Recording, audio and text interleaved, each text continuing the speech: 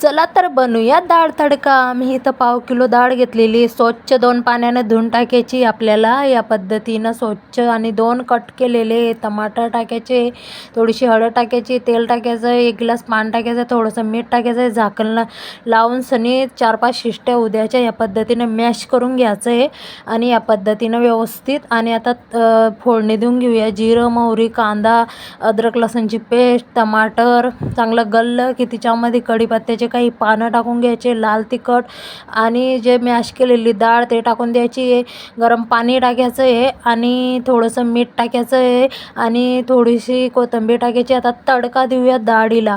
तर मी सगळे मसाले टाकून घेतलेले, लाल तिखट हे आता तडका द्यायचा आहे. चांगला आपल्याला हलवून घ्यायचं आहे थोडंसं आणि एका प्लेटमध्ये काढून घ्यायचं आहे. आपल्याला डाळ कसा वाटला डाळ तडका लाईक शेअर करायला बिलकुल विसरू नका.